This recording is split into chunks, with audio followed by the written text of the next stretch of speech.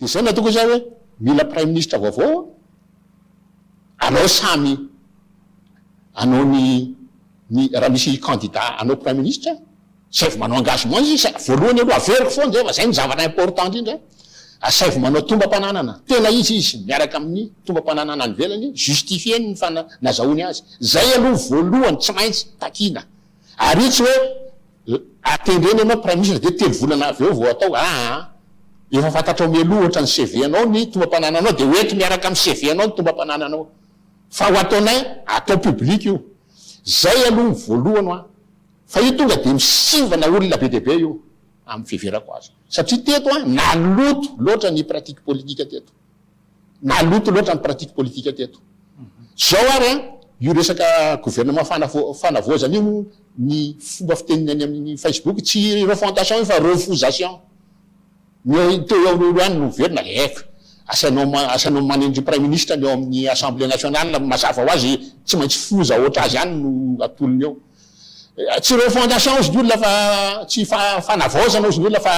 fahavoazana zany indre mahazo an'le izy de zao mivoaka eny tsy maintsy resahana eto satria zavatra nandehabe teto i colonel Patrick olona ty tanindrazana iny tsy fantatro za tsy mahafantatra ny zavatra ny tranga atao andapa atao fa raha zavatra teneniny zavatra be deabe tsy tokony avelona fotsiny ohatra ny rano atatsipy eny amin'ny ina moa eny amin'ny damosiny ny ganagana tokony isy fanadidina tokony misy discussion mihitsy fa tsy tokony izy iandry misy latsadra vo andraindraikitra fa raha misy latsadra ray fotsiny eo de ho ratsy be eto Madagasikara fa mety misy zay indrindra no tiako resahana président ny leader fanilo hoe ny toe-java-misy am'izao fotoana zao tsy fantatra hoe misy rivotra fanakorontanana ve sa le toetra raha mihitsy nefa tsy milampina satria zavatra hita ao anatin'izay de na ny ireo miaramila samy miaramila enitsika reny mifanao video any amin'ny fampiantsy mihitsy ny raha zay ny lazana azy fampitandrana mampitandrana fa raha mikitika amin'ny vady aman-janako sisisy eo ihany koa ny gène samy gène hitatsika ireo génération reo milaza hoe nareo manao an'izao fa zay ny tena izy na nareo tsy izy eo ihany koa ny resaka hoe reto firongony fa reto tena izy zany hoe lasa misy fizarazarana eo am'le tsy fantatra hoe tontolo politika sa le fiarahamonina mihitsy ary ohatrany tsy moramora ny anarina azy raha jerena ya ny olana eto amitsika de resaka toetsaina io tonolo olana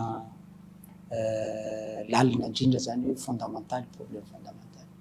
io vokatra ny fanapotena ny fampianarana teto ny mahatonga ny zavatra io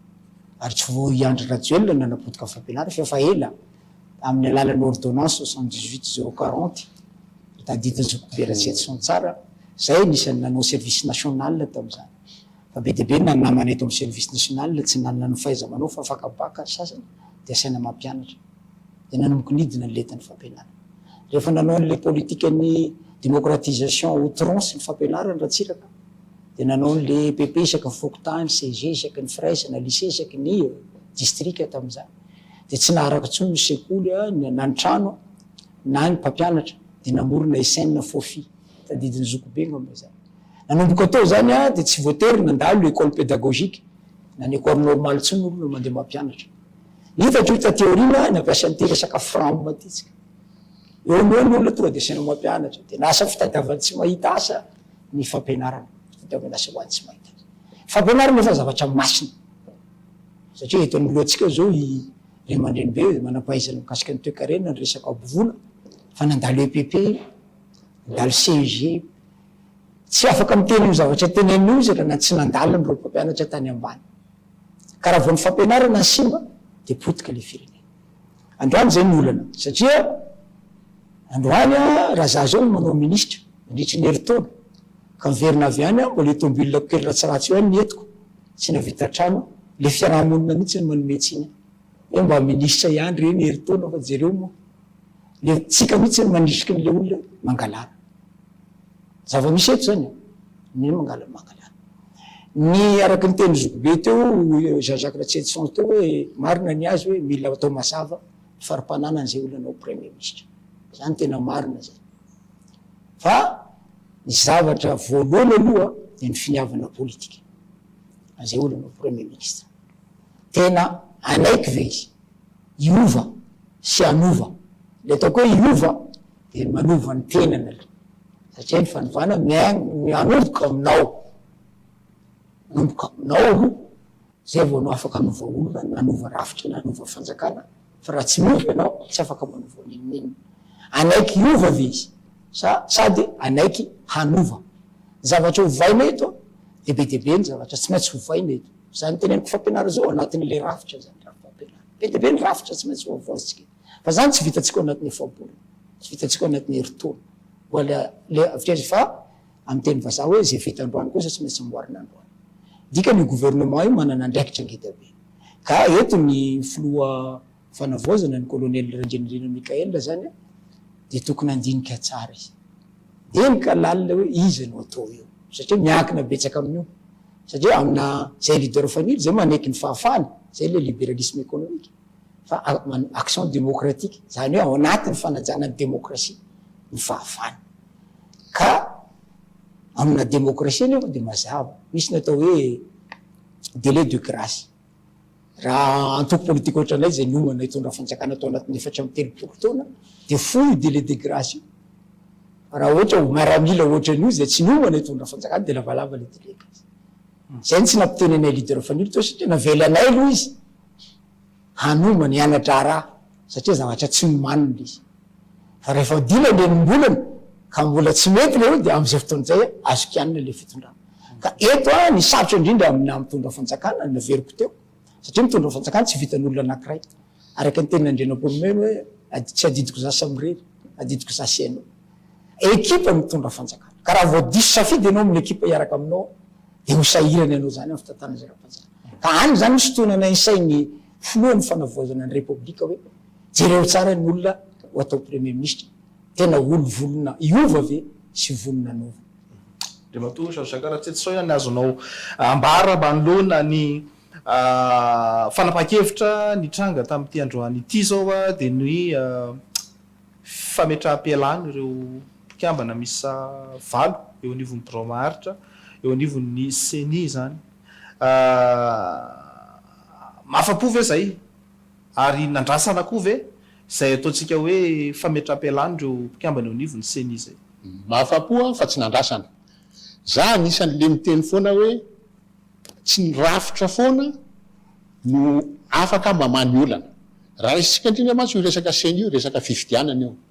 da tsarotsika taloha fa ny ministère de l'intérieur no mikarakara ny fifidianana de nomenomenina ny olona tamin'ireny tolona rehetrarehetra nisy teto reny hoe tsy mety io satria zay eo amin'ny fitondrana no mitantana ministère de l'intérieur hatrany amin'ny planton zalano manondro azy